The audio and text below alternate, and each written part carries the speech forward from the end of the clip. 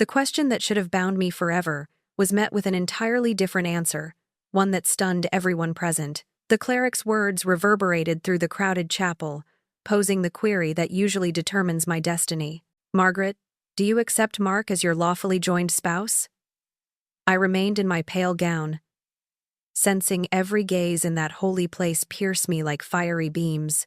Without hesitation, I took the speaking device from Pastor Johnson's grip and declared, "Actually, I have something vital to disclose to all gathered here." What unfolded next altered everything profoundly. If you're viewing this, please subscribe and comment below about your location. Now, allow me to transport you to the genesis of this entire predicament. Because, dear friends, you require the complete narrative to grasp the true magnitude of this catastrophe. Half a year before, I wandered through the city's Meridian Art Gallery one Saturday afternoon, immersed in my typical self-pity. At 63, a widow for 15 years, I spent another solitary weekend attempting to appreciate artwork that resembled paint splattered by a sneeze onto a canvas. Then I heard his voice. "Pardon me, but your preferences are exceptional." I turned to discover a man with silver hair in costly attire, likely in his late 40s, his gaze the shade of matured bourbon. He was refined, self-assured, the sort of individual suited for exclusive exhibitions and upscale dining. "That's questionable," I responded, examining his features. "I was just thinking this Jackson Pollock piece looks like my cooking area after a spaghetti sauce attempt." He chuckled, a deep, authentic laugh that made you feel like the most captivating person present. "I'm Mark Patterson," he stated, offering a well-groomed hand. "Margaret Coleman." We conversed for more than 60 minutes about creativity, about bereavement, about the peculiar manner existence persists, even when your spirit feels perpetually stuck in earlier times. He mentioned he was a widower as well, no offspring, simply striving to rediscover purpose after his spouse succumbed to illness 2 years prior. "The most challenging aspect isn't the sorrow," he remarked as we headed for the gallery exit. "It's the isolation, learning to live for your own sake once more instead of as one of a pair." Goodness, he was masterful. Each phrase precisely designed to resonate with my emotions. "Would you care for coffee sometime?" he inquired, his tone perfectly balanced between optimism and reservation. I ought to have declined. I should have recalled that individuals like Mark don't simply appear in art spaces with ideal timing and flawless speeches. Yet, standing there, feeling more vibrant than I had in ages, I heard myself utter, "I would enjoy that greatly." 3 weeks passed, and we were sharing supper nightly. He would arrive at my residence with blooms, vino, and accounts of his day in financial advisory. 2 months later, he stayed over most weekends, preparing my morning meal and telling me I was the loveliest woman he had ever encountered. "You make me feel youthful again," he'd murmur, holding me near in my kitchen as coffee brewed. 4 months later, he knelt in my garden amidst the blooms Robert had planted for our 20th anniversary. "Margaret," he began, presenting a jewel that likely cost more than my vehicle. "I realize we haven't known each other long, but at our stage of life, why pretend we have endless time? I wish to spend whatever remaining years I have bringing you joy." The gemstone was flawless, the moment was impeccable. He was perfect, and I accepted, because apparently, even at 63, you can still be utterly swayed by a charming fairy tale. "We should have a proper ceremony," Mark insisted, as he slid the stone onto my digit.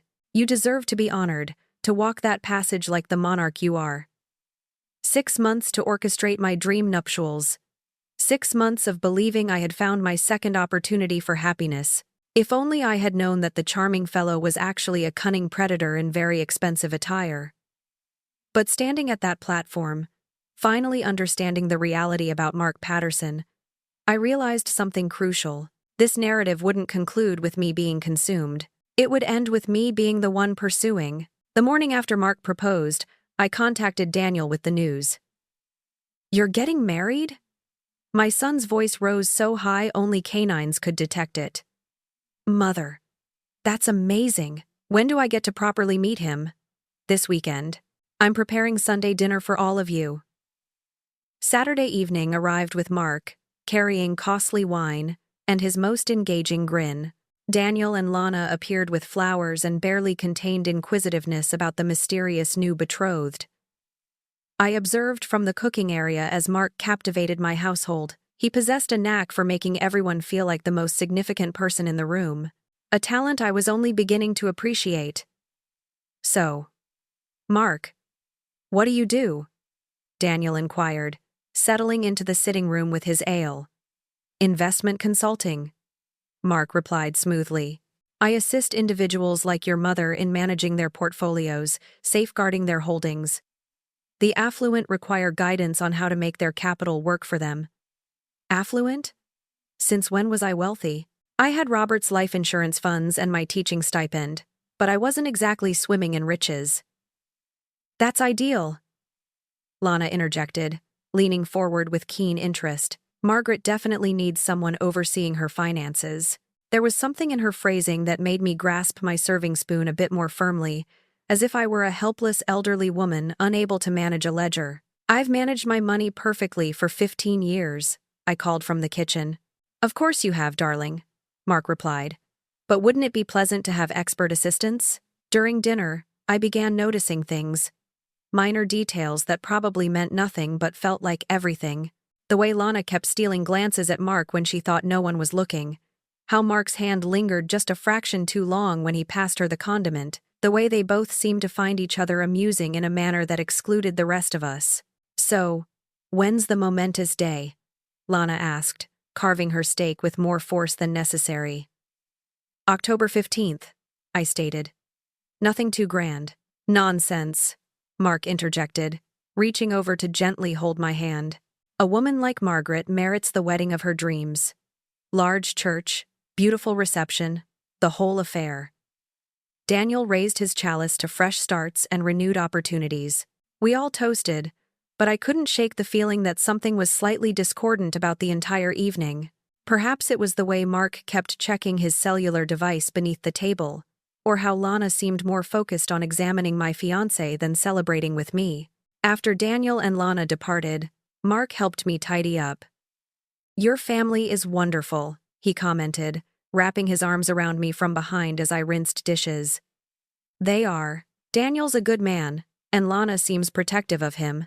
She is sometimes a little overly protective, if you ask me. Nothing wrong with guarding your kin.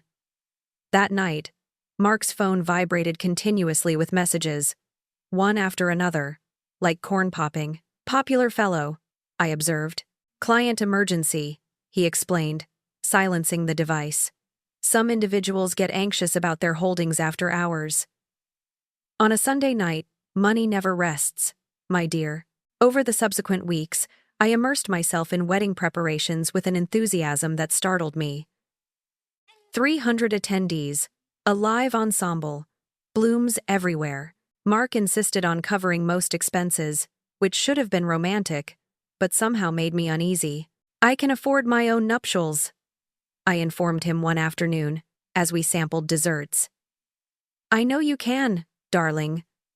But I want to do this for you. Let me lavish you as you deserve. Meanwhile, Lana started appearing at my residence more frequently, always with an excuse, assisting with wedding plans, bringing me magazines, inquiring if I needed anything. Where's Mark today? She'd ask, scanning my home as if expecting him to emerge from a cupboard. Business meeting, I'd reply, observing her expression carefully. He works so diligently. You're fortunate to have found someone so committed. The way she pronounced committed sent a chill up my spine. One evening, she arrived just as Mark was leaving for one of his mysterious client suppers. Oh, she remarked, her cheeks flushing pink. I wasn't aware you were here, just picking up some documents, Mark responded, but there was something in their shared glance that made my stomach clench. Have a pleasant evening, Lana said, watching him walk to his vehicle with an expression I couldn't quite decipher. That night, I stood in my cooking area sipping wine and gazing at my engagement ring. The jewel caught the overhead illumination, casting tiny spectrums across the white cabinetry. And all I could ponder was how something so beautiful shouldn't feel so complex. But affection was supposed to be intricate at my age, right? Second opportunities don't come with user guides. I was probably just overthinking everything. Wedding anxiety, they called it. Perfectly normal for a woman arranging her second marriage at 63. At least that's what I kept reassuring myself. 3 weeks before the ceremony, the subtle indications began accumulating into something I could not disregard. It started with telephone calls. Mark's device would ring at the strangest times during dinner, at midnight, early Sunday mornings when we were still in slumber. He would always step outside to answer, returning with vague explanations about international clients or urgent consultations. "The investment world never sleeps," he'd say, kissing my brow. "But after we're wed, I'm scaling back. You'll have my complete attention, right?" Because nothing conveys romance like scheduling quality hours between cryptic phone conversations. Ladies, when your man's phone rings more than a salesperson's during mealtime, that's not triumph. That's questionable. Then came the messages. Mark's phone would vibrate constantly, like an agitated insect confined in his pocket. He'd glance at the display, his expression shifting slightly. Then he'd tuck the phone away without replying. "Everything all right?" I inquired one morning over breakfast. "Just spam," he stated. But I'd seen him furiously typing beneath the table 2 minutes later. The true warning signs began when I borrowed his phone to call for roadside assistance. My vehicle had stalled in his drive, and my phone was dead upstairs. As I dialed, a text appeared from someone listed as L. "Missing you already." My heart paused. "Who's L?" I asked when Mark returned with booster cables. His face turned pale for precisely 1 second before he chuckled. "Oh, that's Larry. That's my business associate." Larry, of course, because business partners definitely text each other about missing their presents. I started paying close attention after that. Truly paying attention. Mark would vanish for hours on errands that should have taken 20 minutes. He'd return with the incorrect groceries or completely forget what he'd supposedly gone out to acquire. His narratives about his deceased wife kept changing. One day she died of illness. The next it was a vehicle mishap. Then suddenly it was a hiking incident in Colorado. "Your wife was quite the adventurer," I commented one evening. "What do you mean?" "Well, yesterday you said she died hiking in Colorado. Last week it was illness." Mark's smile never faltered. "Different wives, darling. I was married twice before. I informed you of that." He had not told me that, but I let it pass, filing away another inconsistency in my expanding mental record. Meanwhile, Lana became a constant presence. She'd show up unannounced with baked dishes, offering to assist with wedding preparations, asking detailed inquiries about Mark's agenda and whereabouts. "Where's your attractive fiancé today?" she'd inquire, making herself comfortable in my kitchen as if she owned it. "Client meeting in Atlanta," I'd reply, scrutinizing her face. "He travels so much for employment. Must be lonely for you." "I'm accustomed to being solitary. Still, it's nice that you'll have someone to care for you soon." There it was again. That tone implying I was some helpless elderly woman requiring supervision. One evening, Daniel and Lana visited for dinner. Mark was late, claiming congestion from yet another urgent client consultation. When he finally arrived, Lana practically beamed. "Mark, we were beginning to fret," she said, rising to embrace him. The hug extended for exactly 3 seconds too long. I measured it. "Apologies, everyone. Crisis averted, though," Mark stated, his hand resting on Lana's lower back as she moved away. Daniel was unaware, pouring wine and discussing his latest endeavor at the engineering company. But I saw everything. The way Lana's breathing hitched when Mark touched her, how they stood just a little too close while she helped him hang his coat, the meaningful glance they exchanged when they believed I wasn't observing. After supper, I excused myself to retrieve dessert from the kitchen and found them by the window, heads together, whispering. "Everything all right?" I asked loudly. They sprang apart like adolescents caught engaging in affection. "Just asking Mark about that new eatery downtown," Lana said quickly. "Thought Daniel and I might try it." "Wonderful suggestion," Mark added smoothly. "You two would adore the ambiance." That night, after everyone left and Mark went home, I sat in my kitchen with a glass of wine, staring at my engagement jewel and trying to convince myself I was imagining things. But the next morning, I discovered a conversation on Mark's phone that he'd neglected to erase. Just a fragment before he emerged from the shower, and I had to pretend I'd been searching for my reading spectacles. "Can't wait much longer," was all I caught before the display locked. I deleted his browsing history that showed he'd been looking at flights to Costa Rica, and I found a receipt in his jacket pocket for lunch at the Marriott downtown. The same day he told me he was in Atlanta, 3 days later, I received a message from an unknown number. "Ask him about Tampa." I stared at that text for 10 minutes before deleting it. But that evening, when Mark kissed me goodnight and told me how much he loved me, all I could contemplate was Tampa, Costa Rica, and Larry, who missed his presence already. The wedding was in 2.5 weeks, and I was beginning to think I didn't know my fiancé at all. 2 weeks before my wedding, I did something I never thought I'd do. I engaged a private investigator. Well, technically, I conducted my own examination first. At 2 a.m., seated in my kitchen with coffee and my portable computer, I started probing Mark Patterson's background with the resolve of a woman who'd rather know the unpleasant reality than live a charming falsehood. Mark Patterson was surprisingly hard to locate online. No social media profile, no professional network, no business website for his investment advisory. For someone who supposedly managed wealthy clients' funds, he had the digital presence of a phantom. But I've been a high school librarian for 30 years. I understand how to conduct research. I found him in a Tampa Bay news article from 3 years ago. Investment advisor vanishes after fraud allegations. There was his photograph, appearing younger and more arrogant, standing outside a Tampa courthouse. The article detailed how Mark Patterson had supposedly swindled several elderly clients of their retirement savings before disappearing when authorities began investigating. My coffee grew cold as I read about widows losing their life's nest eggs, falsified papers, and fictitious investment accounts that existed only on paper. "Son of a serpent," I whispered to my empty kitchen. And here I thought finding a charming, available man at my age was a marvel. It turned out it was. Just not the beneficial sort of marvel. More like, "Congratulations, you've won the Predator sweepstakes" kind. I kept digging. Court records showed a pattern spanning multiple jurisdictions. Marriage licenses in Florida, Georgia, and South Carolina, all to women over 60. Divorce petitions that cited irreconcilable differences and financial disagreements.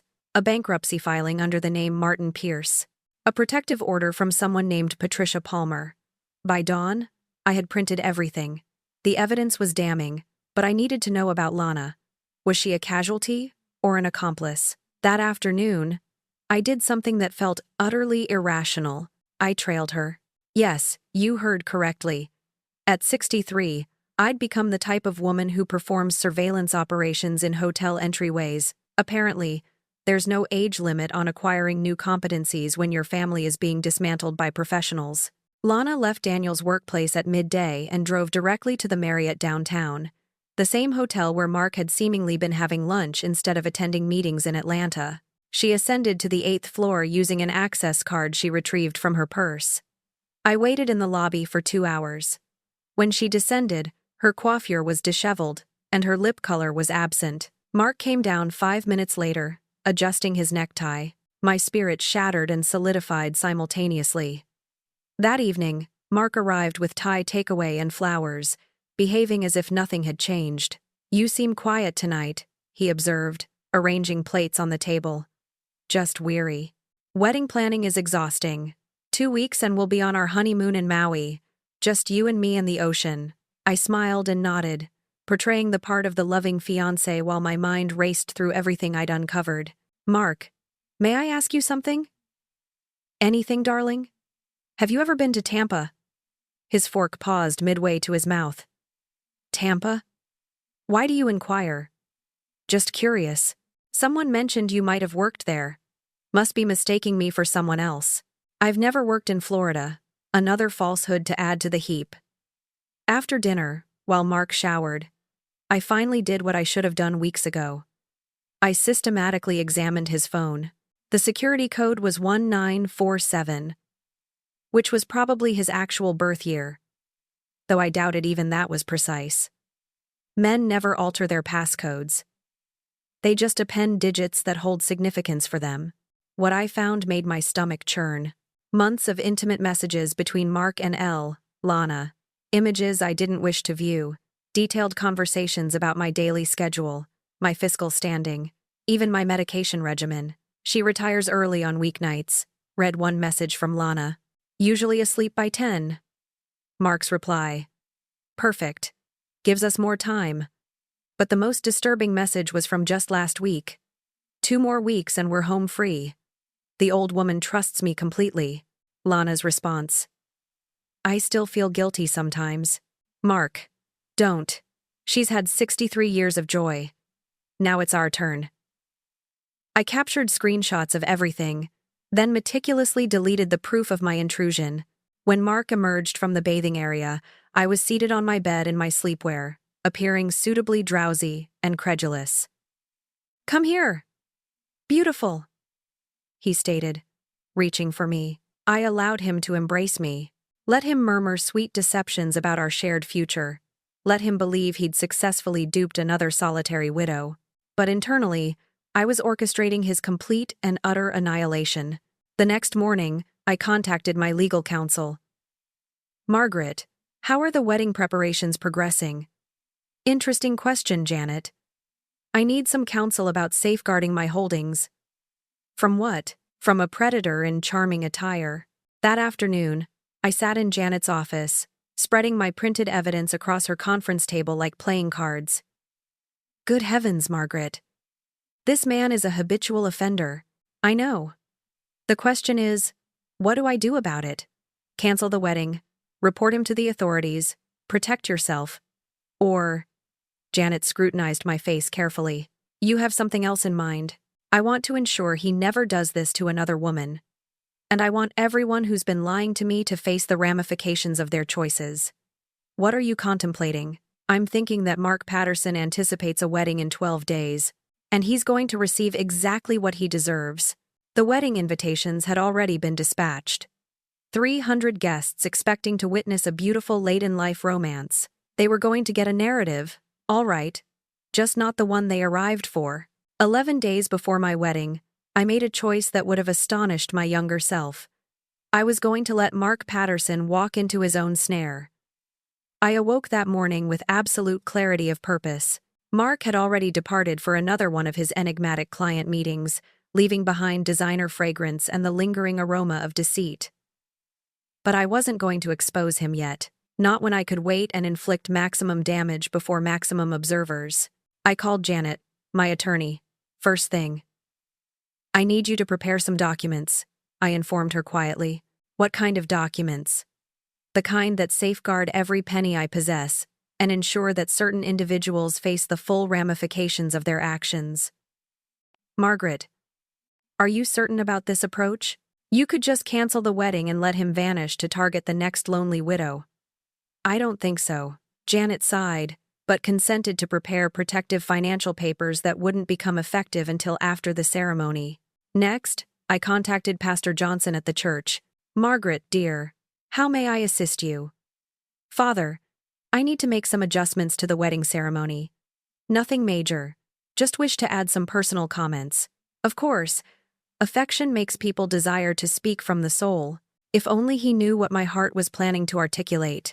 That afternoon, I had an unexpected guest. Lana appeared at my door, looking anxious and contrite, carrying a container of biscuits like a peace offering. I thought you might be stressed about the wedding, she said, making herself comfortable in my living room. These are those citrus cookies you enjoy. How considerate. I smiled sweetly while observing her face. Are you excited about the wedding? Of course. You merit joy.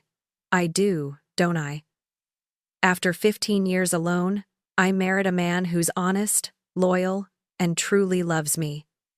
She shifted uncomfortably. Mark does love you, doesn't he? Because lately I get the impression there are things about Mark I don't know. Lana grew pale. What do you mean? Oh, just minor details. Phone calls at unusual hours, mysterious gatherings, that sort of thing. You haven't noticed anything peculiar, have you? No, she said quickly. Nothing strange at all. Good. because I'd dislike to imagine someone close to me was concealing secrets. After she left, I spent the afternoon telephoning Mark's previous victims. I'd found contact details for 3 women in my investigation, and their narratives were tragically similar. He was so smooth, Patricia from Tampa told me. Made me feel like a monarch, right up until he vanished with my life savings. Are you going to file charges? I asked. With what proof? He's too clever to leave a track. What if I told you I had proof? Would you be willing to give evidence? The pause was lengthy. You discovered evidence? I found enough to imprison him. By evening, I had pledges from 4 previous victims to journey to Georgia for Mark's very public downfall. Mark arrived that night with bubbly and cuts of meat, ready to celebrate being so near to his latest payout. 10 more days, he stated, kissing my cheek. I can hardly wait to make you my spouse.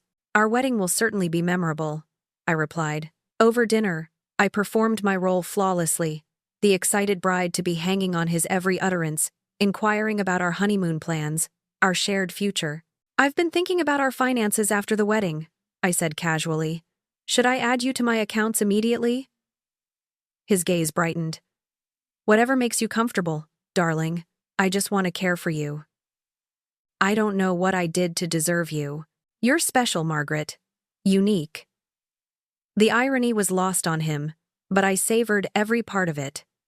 After dinner, we sat on my porch swing watching the celestial descent. Mark had his arm around me playing the devoted fiancé while probably calculating how much money he'd have access to in 10 days. I love you, he murmured into my hair. I love you too, I replied, thinking about the images on my phone and the witnesses flying in from 3 jurisdictions. That night, after Mark went home, I stood in my bathroom mirror and rehearsed my wedding day declaration.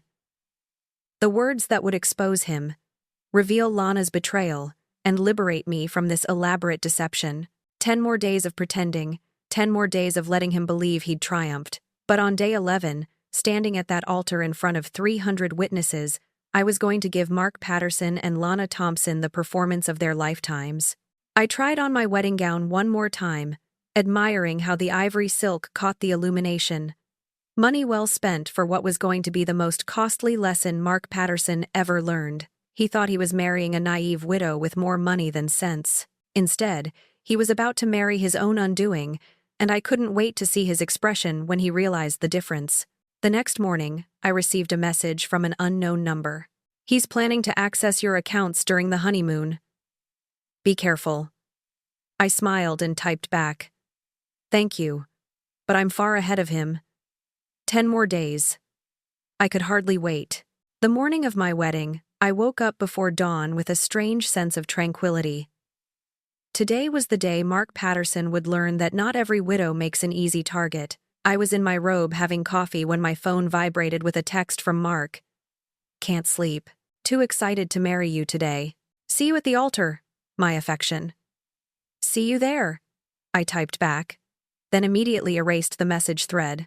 My hairstylist arrived at 8, chatting excitedly about what a beautiful day it was for a wedding. If only she knew what kind of beautiful day I had orchestrated. You look radiant, she gushed as she pinned my hair into an elegant updo. Absolutely glowing. I feel energized, I replied, which was the understatement of the century. At 10 a.m., while she worked on my cosmetics, Mark called. Good morning, bride-to-be. How are you feeling? Perfect. How about you? Like the luckiest man alive. I'll see you at the church. Mark. Yes, darling. I have something special planned for today. Something you'll never forget. I can hardly wait. Neither could I. At 11, Daniel arrived to see how I was doing. He looked handsome in his formal wear, and for a moment, I felt sad about what I was going to put him through. But he deserved to know the truth about his spouse. Any last-minute jitters? He asked. None whatsoever. I've never been more certain of anything in my existence. Father would be so proud. You look beautiful, Mother. Your father would want me to be happy. And today I'm going to be very happy indeed. At noon, exactly 3 hours before the ceremony, I made a discovery that sealed Mark's destiny forever. I was reaching for my fragrance when I knocked over his jacket, the one he'd left hanging in my wardrobe. His phone fell out of the pocket face up, showing a notification from L. I picked up the device, and this time, I didn't even need to guess his security code. The message was right there on the lock screen. Can't wait to celebrate tonight. The old fool has no idea what's coming. My hands trembled as I opened the phone and scrolled through their recent communications. What I found was worse than anything I'd envisioned. Not only were Mark and Lana planning to financially ruin me, but they'd already transferred $50,000 from a joint account I'd foolishly opened last month. They had detailed schemes for accessing my other accounts during our honeymoon, complete with forged documents and power of attorney paperwork. But the message that made my hands shake was from this morning. If she gets suspicious, we might have to accelerate the timeline. Can't risk her changing her mind about the wedding. Lana's response. Don't worry, she's completely oblivious. This afternoon, she'll be married to you. And by tonight, we'll be rich. I screenshotted everything, my hands steadier now that I knew the full extent of their treachery. Then I called Janet. Margaret. Aren't you supposed to be getting ready? Change of plans. I need you to freeze every account I possess right now and call Detective Martinez. I want Mark Patterson apprehended the moment he steps outside that church. What occurred? They've already stolen $50,000. I just found the proof. By 1 p.m., my money was protected and law enforcement was in position. By 2 p.m., I was dressed in my ivory silk gown, looking like a radiant bride while feeling like an avenging celestial being. The church was packed with 300 guests, all expecting to witness a beautiful late-in-life romance. They were about to get the spectacle of their lives. Patricia, Linda, and 2 other victims sat in the back row, ready to provide testimony if necessary. Detective Martinez waited outside with backup. Janet sat in the 3rd row with a folder full of evidence. At 3 p.m., the wedding processional began. I walked down that aisle alone. Daniel had offered to escort me, but I wanted to do this myself. Every stride felt powerful, purposeful. Mark stood at the altar in his designer formal wear, looking confident and handsome, and completely unaware that his world was about to collapse. Lana sat in the 2nd row wearing a crimson dress that screamed home wrecker, checking her phone and smiling like she'd already won the grand prize. Pastor Johnson smiled warmly as I reached the altar. Dearly beloved, we are gathered here today to witness the union of Margaret and Mark in holy matrimony. I barely heard the opening remarks. My focus was entirely on Mark's face, memorizing his confidence, his satisfaction, his complete conviction that he'd successfully swindled another solitary widow. The ceremony proceeded normally through the readings, the prayers, the exchange of banns. Mark's hands were steady as he slipped the wedding ring onto my finger, his voice strong as he recited his promises about loving and cherishing me. If only he knew how much I was about to savor this moment. Finally, Pastor Johnson reached the pivotal question. Do you, Mark, take Margaret to be your lawfully joined wife, to have and to hold, in sickness and in health, for richer or poorer, for better or worse, till death do you part? I do, Mark stated, his voice carrying clearly through the church. Pastor Johnson turned to me. And do you, Margaret, take Mark to be your lawfully joined husband? To have and to hold, in sickness and in health, for richer or poorer, for better or worse, till death do you part. This was it. The moment I'd been planning all morning. I looked at Mark. I looked at Lana. I looked at the 300 faces staring at me expectantly. Then I stepped forward and took the microphone from Pastor Johnson's hand. Actually, I said, my voice carrying clearly through the church's sound system. Before I answer that question, there's something everyone here needs to know about my groom. The silence in that church was deafening. You could have heard a pin drop on the dense floor covering as 300 people held their breath, waiting to see what I would articulate next. Mark's confident smile faltered. Margaret, what are you doing? I'm doing what I should have done this morning when I found these. I held up my phone showing the text messages between him and Lana. Would you like me to read some of them to our guests? The church erupted. Gasps, whispers, the scraping of seats as people leaned forward or stood up to get a better view. Lana sprang to her feet like she'd been shocked. her face ghost white. For example, I continued, my voice cutting through the noise. Here's one from this morning. Lana to Mark. Can't wait to celebrate tonight. The old fool has no idea what's coming. Someone in the back actually yelled, "Oh my goodness!" Mark lunged for the phone, but Daniel stepped between us, his face thunderous with comprehension. And here's my personal favorite, I announced, scrolling to another message.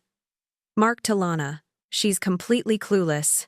This afternoon, she'll be married to me, and by tonight we'll be rich. The church exploded into pandemonium.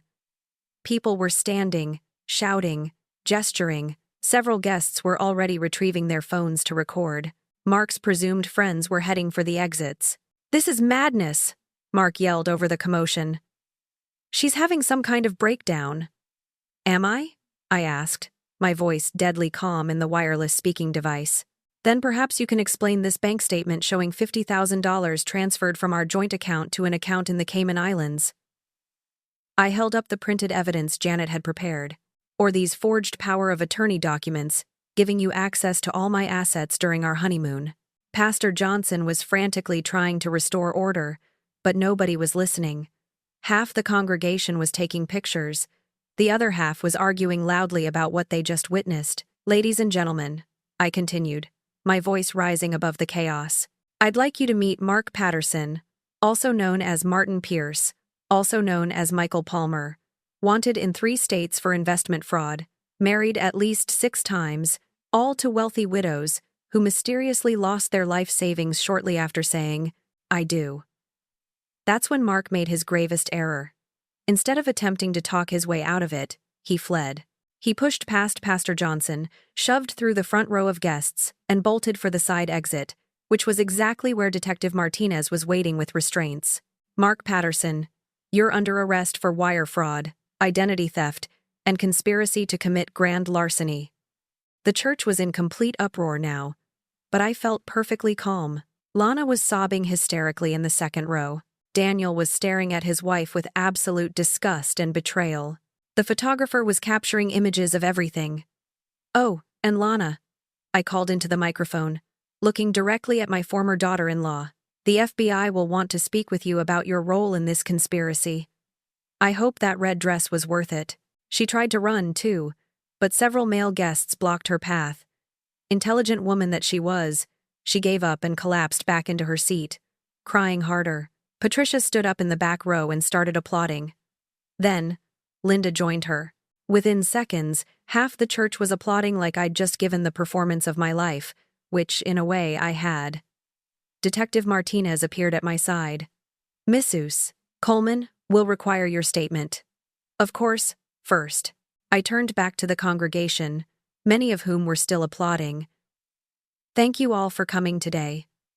I know this wasn't the wedding you anticipated, but it's exactly the wedding I planned." More applause. Someone in the back actually cheered. "The reception is still on," I announced. "The food's already paid for. And frankly, I feel like celebrating. Who's hungry?" 2 hours later, I was presiding at my own wedding reception, still in my gown, surrounded by friends and family who couldn't stop discussing what they just witnessed. "That was the most dramatic thing I've ever seen," my sister Linda said, raising her champagne flute. "I'm so proud of you.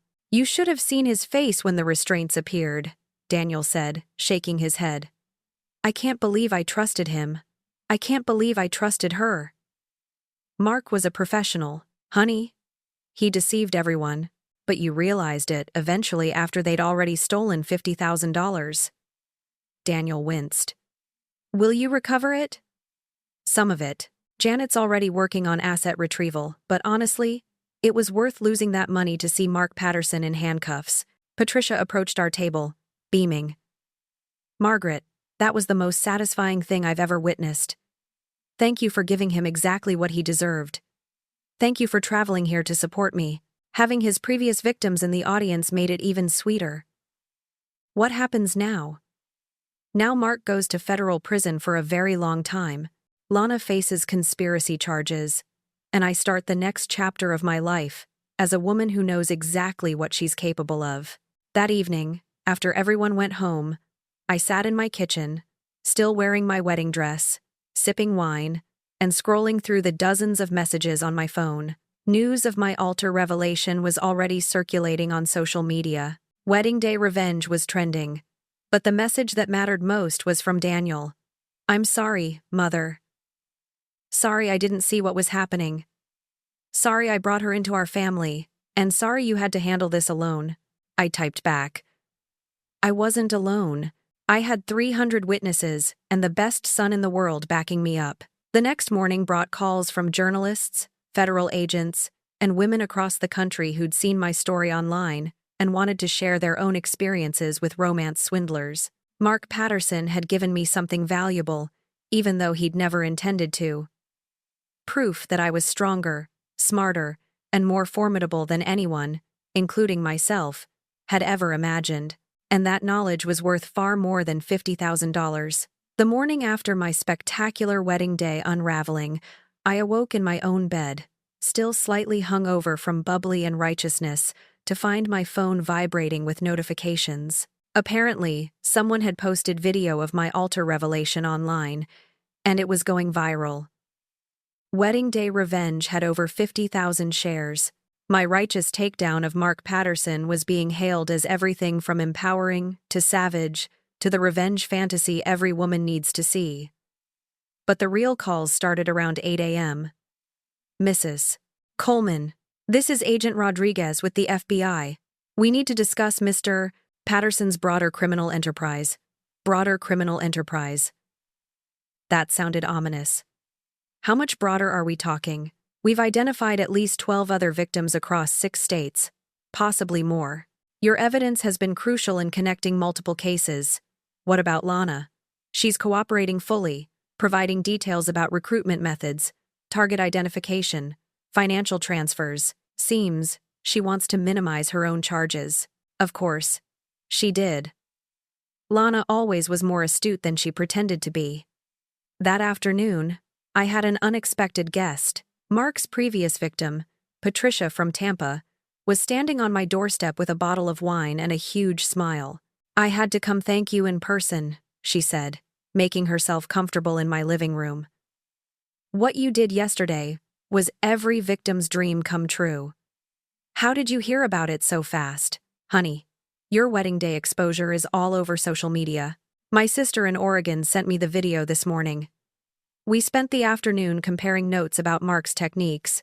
Patricia had lost her entire retirement account to his investment schemes, then spent 3 years thinking she was too foolish and too embarrassed to report it. I kept telling myself it was my fault for trusting him," she said, "for being so desperate for companionship that I overlooked the warning signs.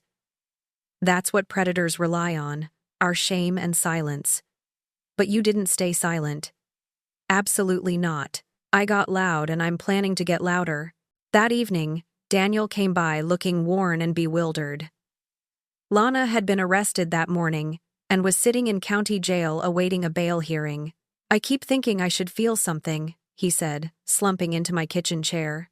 "Anger, sadness, betrayal, but mostly I just feel empty." "That's normal, sweetie. Your whole world just got turned upside down." I trusted her. We've been married for 8 years, and I had no idea she was capable of something like this. Lana was manipulated, too, in her own way. Mark knew exactly how to exploit her vulnerabilities. "Are you defending her?" "I'm trying to comprehend her. She made terrible choices. But she was also a casualty of his manipulation. She helped him steal from you." "Yes, she did. And she'll face the ramifications.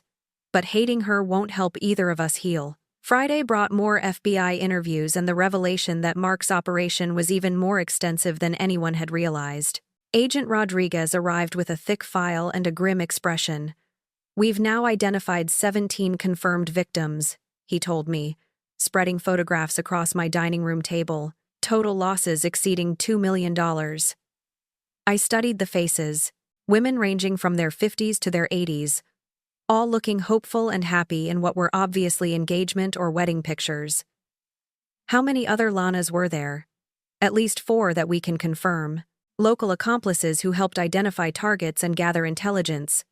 How did they recruit them? Same way Mark recruited his victims. Charm, manipulation, promises of a better existence. These women weren't criminal masterminds.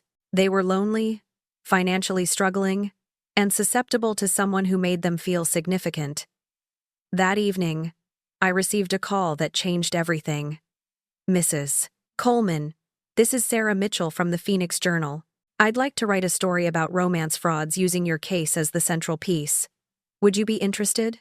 What kind of story? Educational, helping other women recognize the warning signs and protect themselves. Your bravery in exposing Mark could save other potential casualties. When do we commence? The interview took place over 3 days, during which Sarah asked difficult questions about my judgment, my solitude, my desperation for companionship. I answered honestly, even when it wounded my pride. What would you say to other women who might be targeted? Sarah asked. Trust your instincts. If something feels wrong, it probably is. And remember, men who genuinely love you don't need access to your bank accounts to prove it. Any regrets about how you handled the situation? Only that I didn't figure it out sooner, and that I put my family through such a public embarrassment. But you stopped him from harming other women. That's what I keep telling myself at 3 a.m. when I can't sleep. The story ran the following Sunday. Front page, above the fold. Local widow exposes romance scam network. Within hours, my phone was ringing with calls from women across the country sharing similar narratives. Mrs. Coleman, I think the same thing happened to me in Charleston. I lost everything to someone just like Mark. Can you assist me? I'm currently dating someone who fits your description. What should I do? By the end of the week, I'd spoken with 37 women in 15 states. Some had been victimized. Others had escaped before being defrauded. All had stories of manipulation and betrayal that sounded heartbreakingly familiar. That's when I realized Mark Patterson had given me something I'd never expected, a purpose greater than my own hurt feelings. Saturday morning, I contacted Patricia in Tampa. How would you feel about starting a support group for romance scam victims? For any woman who's been targeted by predators, educational meetings, resource sharing, advocacy work? I'm in. When do we begin? How about next weekend? My living room. Coffee and righteous indignation. What should we name ourselves? I thought about it for precisely 2 seconds. The Widow Warriors. Perfect. How many women do you think will come? As many as need to know they're not alone anymore. By Sunday evening, I had 12 confirmed attendees for our first meeting. Women who'd lost money. Women who'd escaped in time. Women who wanted to ensure it never happened to anyone else. Mark Patterson had tried to destroy me, but instead he'd created his worst nightmare. A victim who refused to stay quiet, stay ashamed, or stay down. And I was just getting started. 2 weeks after my altar revelation, Mark Patterson tried to retaliate. I was having coffee with Patricia, planning our first Widow Warriors meeting, when my phone rang with a call from an unknown number. Margaret Coleman, yes, this is David Brennan, attorney for Mark Patterson. My client would like to propose a compromise. I laughed so hard I nearly spat coffee across my kitchen table. A compromise for what? Your public statements have severely damaged Mr. Patterson's reputation and may have prejudiced potential jurors. We're prepared to offer recompense in exchange for a public retraction. Mr. Brennan, your client is a convicted felon who stole $50,000 from me. What exactly would I be retracting? The allegations of fraud are unproven. Mr. Patterson maintains his innocence. Then he can maintain it from federal prison. I hung up. But the call bothered me more than I wanted to admit. Mark was still attempting to manipulate the situation, still believing he could charm or threaten his way out of consequences. That afternoon brought worse news. Agent Rodriguez called with an update on the federal case. Mark's lawyer is pushing for a plea bargain. Claims he can provide information about other romance fraud networks in exchange for reduced charges. What kind of deal? 10 years instead of life. Eligible for early release in 7? Absolutely not. Mrs. Coleman, I understand your sentiments, but if his information helps us apprehend other predators, then find another way. Mark Patterson destroyed 17 women's lives. He doesn't get to negotiate his way out of paying for it. That evening, Mark's direct assault began.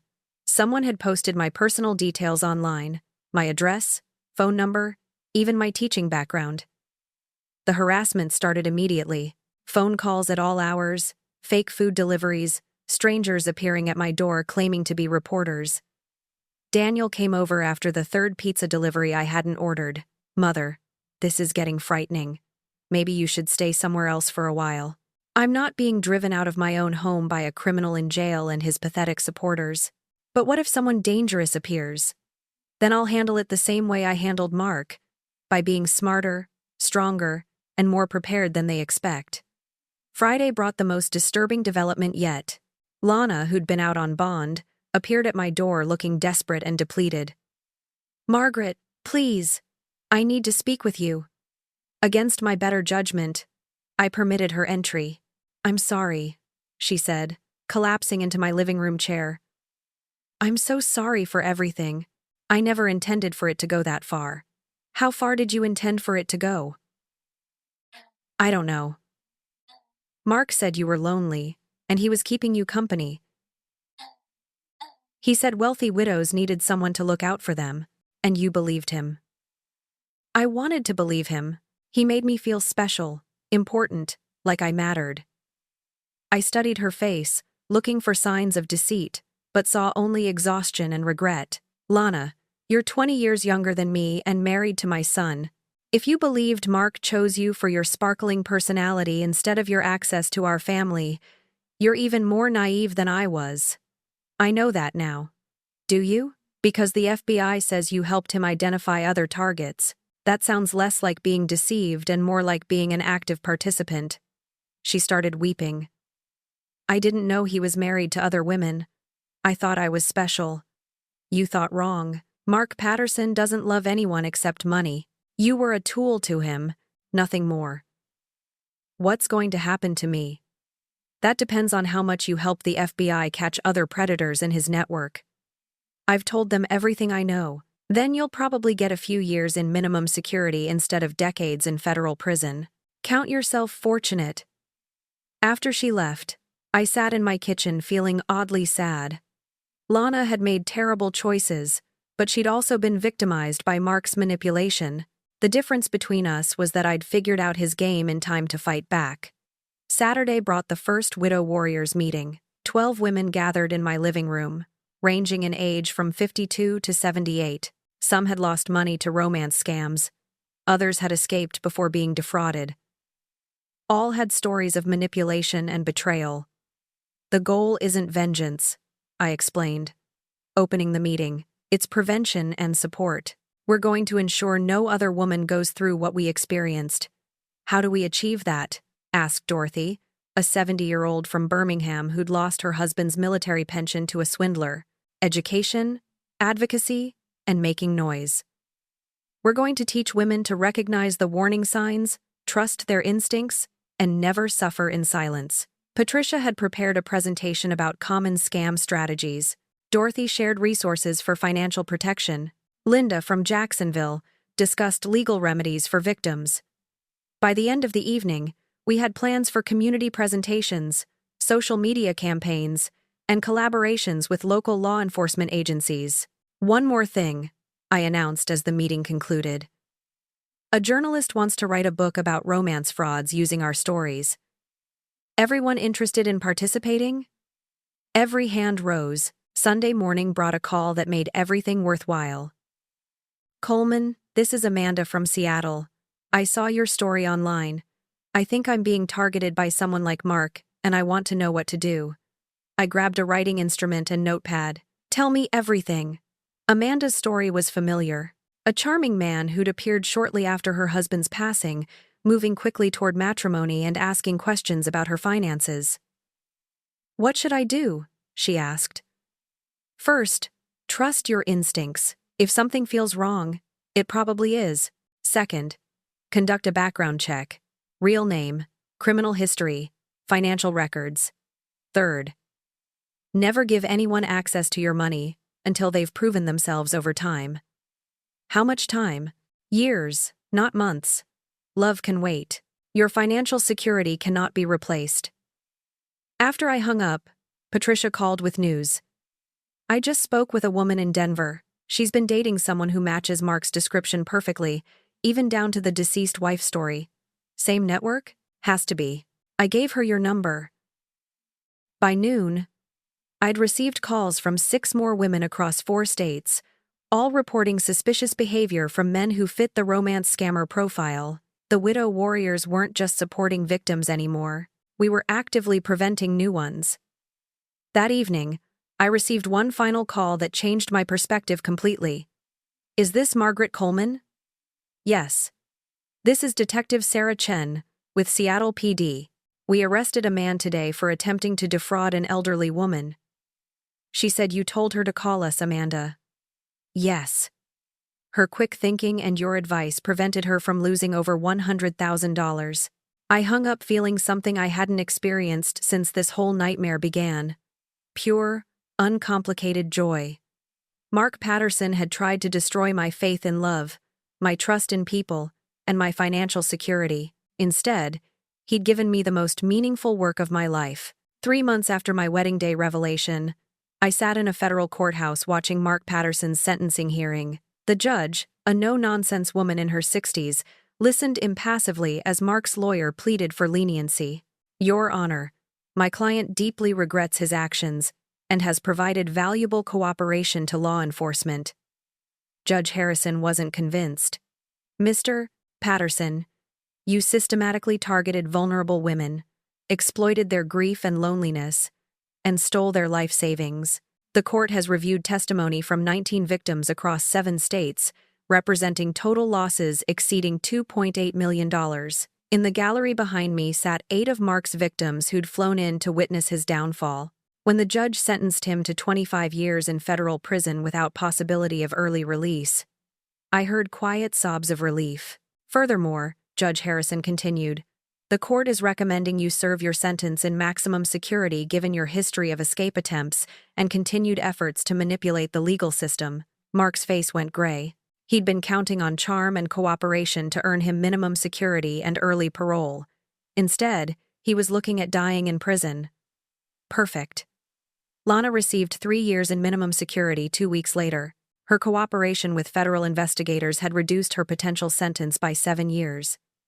Daniel attended her hearing but didn't speak to her afterward. It's over, Patricia whispered as we left the courthouse. No, I replied, linking arms with her. This is just the beginning. The Widow Warriors had grown from 12 founding members to over 200 women across 23 states. Our social media group had 15,000 followers. The book Hearts Under Siege, Surviving Romance Scams, was being published by HarperCollins, with proceeds funding victim advocacy programs. But the real victory was measured in prevention. Since Mark's arrest, our network had helped 47 women avoid becoming victims of romance scams. 47 women who kept their money, their dignity, and their belief in themselves. Mrs. Coleman, a young reporter, approached as we descended the courthouse steps. Any final thoughts on Mark Patterson's sentence? Justice feels good, I replied. But prevention feels better. Mark Patterson will spend the rest of his life in prison, but there are hundreds more like him out there. Our job is to ensure women know how to protect themselves. What's next for the Widow Warriors? We're launching a national awareness campaign next month. Romance swindlers rely on shame and silence. We're eliminating both. That evening, I hosted a celebration at my house. 28 widow warriors gathered in my backyard, sharing stories and planning our next initiatives. You know what I realized today? Said Betty, a 70-year-old from Jacksonville who'd lost her military pension to a scammer. We're not victims anymore. We're warriors. Damn right we are. I raised my wine glass. To the widow warriors. May we never be underestimated again. The toast was interrupted by my phone ringing. Unknown number. Hello, Mrs. Coleman. This is Rebecca Martinez from Phoenix. I saw your story online. I think someone's trying to defraud my mother. I grabbed a pen and notepad. Rebecca's story was familiar. A charming man targeting her recently widowed mother, moving quickly toward matrimony and asking about finances. What should she do? Rebecca asked. First, tell her to trust her instincts. If something feels wrong, it probably is. Second, run a complete background check. Third, never let anyone pressure her into financial decisions. After I hung up, Dorothy approached with a knowing smile. Another rescue, another prevention. Rebecca's mother is going to do a full investigation before her next date. 6 months later, I was invited to speak at a national conference on elder fraud. Standing at the podium, looking out at an audience of law enforcement officers, social workers, and advocacy groups, I felt the full weight of how much my life had changed. Romance scammers are predators, I told the audience. They target our loneliness, our hope, our desire for companionship. But they make one crucial mistake. They underestimate our strength. After my speech, a young FBI agent approached me. Mrs. Coleman, your network has been instrumental in preventing dozens of scams. We'd like to formalize a partnership between the widow warriors and federal law enforcement. What kind of partnership? Training, resources, direct communication channels. We want to make you our official eyes and ears in the community. That night, I called Patricia with the news. We're going official, I told her. Federal recognition, funding, the works. From wedding day disaster to federal partnership in less than a year. Not bad for a bunch of supposedly vulnerable widows. Mark Patterson taught us something important. We're only vulnerable if we choose to be. The next morning brought a call that reminded me why this work mattered.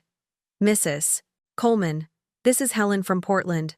I was about to wire $50,000 to a man I met online, but then I saw your story. I want to thank you for saving my life savings. Thank you for trusting your instincts and calling for help. What should I do now? Live your life on your own terms. And remember, the right person will love you for who you are, not what you own.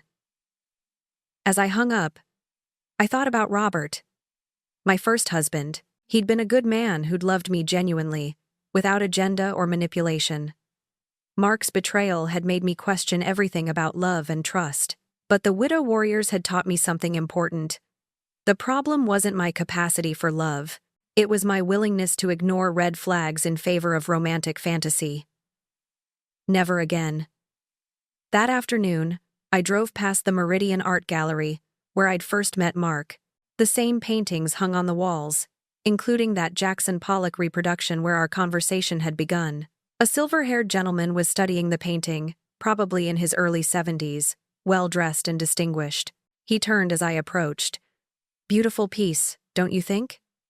It's certainly chaotic, I replied carefully. I'm James Morrison. I don't think we've met. Margaret Coleman. And thank you. I'm sorry. The art gallery pickup. The casual conversation leading to coffee. I know exactly what you're doing, and it won't work. James Morrison looked genuinely bewildered. I was just admiring the painting. Sure you were. Have a pleasant day. I walked away, leaving him standing by the Jackson Pollock, probably wondering how his perfectly innocent comment had been misconstrued. Outside the gallery, I called Dorothy. Guess what just happened? Someone tried to pick you up in an art gallery. How did you know? Because once you know how the game is played, you see it everywhere. That evening, I updated the Widow Warriors social media page with tips about staying vigilant in public spaces.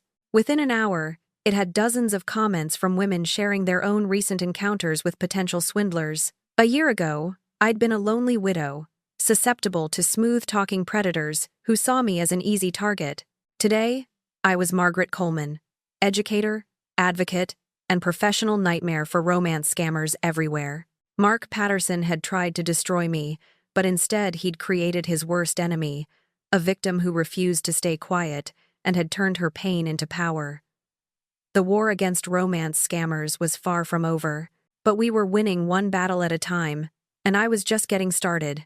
2 years after my spectacular wedding day unraveling, I stood in front of cameras at the FBI's Atlanta field office announcing the arrest of a 7-person romance scam network that had stolen over $5 million from elderly victims across 12 states. The investigation began with information provided by the Widow Warriors Support Network. Agent Rodriguez explained to the reporters.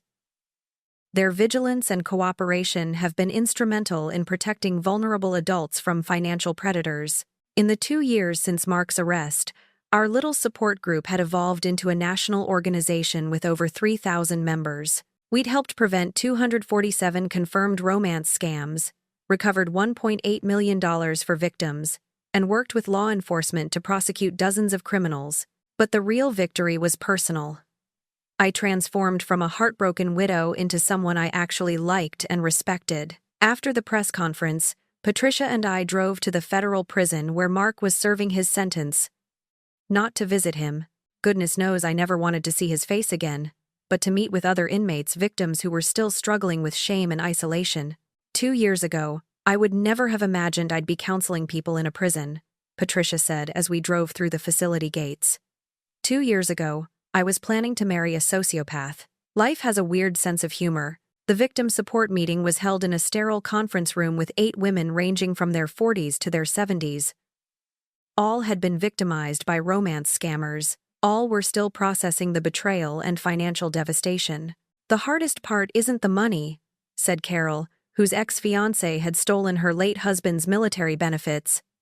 It's feeling like such a fool. That's exactly what they count on, I replied.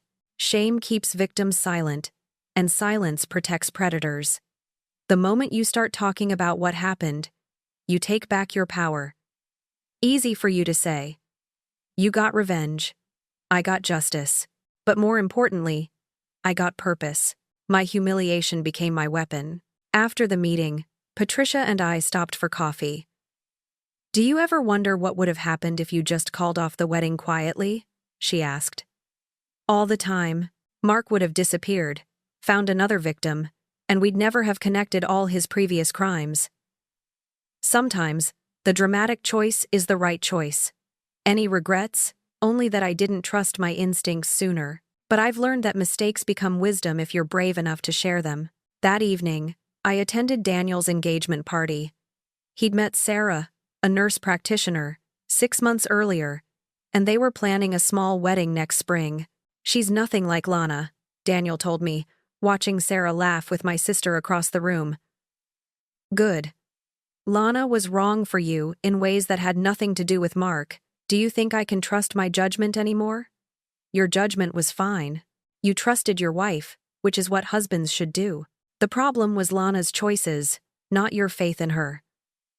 Sometimes I feel like I should have protected you better, sweetie. You can't protect someone from their own decisions. I chose to trust Mark despite red flags. That's on me, not you. But you figured it out in time. Barely, and only because I finally started listening to the voice in my head that kept saying something was wrong. The next morning brought a call that reminded me why this work mattered. Mrs. Coleman, this is Detective Williams from Miami. We've arrested a man trying to defraud an elderly woman, and she says you taught her to recognize the warning signs. What happened?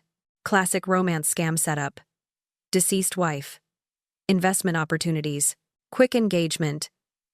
But when he started asking about her finances, she remembered your advice and called us instead.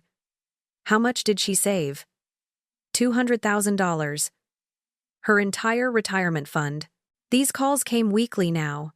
Women who'd avoided becoming victims because they'd heard our message about trusting instincts, verifying identities, and protecting financial information. That afternoon, I received an unexpected visitor. Lana stood on my doorstep, looking older and more subdued than I remembered. What do you want? I asked, not inviting her in. To apologize. To try to explain. You can explain to your therapist. I have nothing to say to you, Margaret. Please. I know you dislike me, but I need you to understand something. Against my better judgment, I stepped aside and let her enter. I was drowning, she said, making herself comfortable in my living room. Marriage to Daniel was suffocating me. I felt invisible and unimportant, and Mark made me feel alive again. So, you decided to help him steal from me. I never intended for it to go that far. He said you had more money than you could ever spend, that you'd never even notice, and you believed him. I wanted to believe him. He made me feel special, chosen, like I mattered. Lana, You betrayed your husband and helped a criminal target his mother. You can't therapy your way out of that. I know I've lost everything. My marriage, my reputation, my freedom. I deserved all of it. Yes, you did. But I want you to know that seeing you fight back, seeing you turn your pain into purpose, it inspired me. I'm working with a victim advocacy group now, trying to help other women avoid the mistakes I made. I studied her face, looking for signs of manipulation, but saw only exhaustion and genuine remorse. That's good, Lana. Helping others heal helps you heal, too. Do you think you'll ever forgive me? I've already forgiven you. Not for your sake, but for mine. Carrying anger around is exhausting. What about Daniel? That's between you and him. But if you're hoping for reconciliation, you're going to be disappointed. After she left, I sat in my garden thinking about forgiveness, redemption, and second opportunities. Mark was unforgivable because he'd never shown genuine remorse. Lana was pathetic, but redeemable because she was finally taking responsibility for her choices. That evening, I updated my journal, a practice I'd started after Mark's arrest, to process everything that had occurred. Year 2, post-Mark. Still single by choice, still angry about the $50,000 he stole, still proud of the strength I discovered. The widow warriors have become my chosen family, and helping other women has become my calling. I've learned that being alone doesn't mean being lonely, and that the right person will enhance your life rather than trying to control it. My phone vibrated with a text from Dorothy. Saw the news about the Miami arrest. Another win for the good guys. I smiled and typed back. Another reminder that knowledge is power and sharing knowledge is a superpower. 3 years ago, I'd been a naive widow, susceptible to predators who saw loneliness as opportunity. Today, I was Margaret Coleman, survivor, advocate, and professional nuisance to romance scammers everywhere. Mark Patterson had tried to destroy my faith in love and trust, but instead, he taught me something infinitely more valuable. The difference between being loved and being targeted. I was finally ready for love again. The real kind, with someone who chose me for who I am rather than what I own. And if that person never appeared, well, I'd learned that a life built on purpose and surrounded by chosen family was pretty damn good too. The war against romance scammers would continue, and I'd be on the front lines, ensuring no other woman faced Mark's manipulation alone.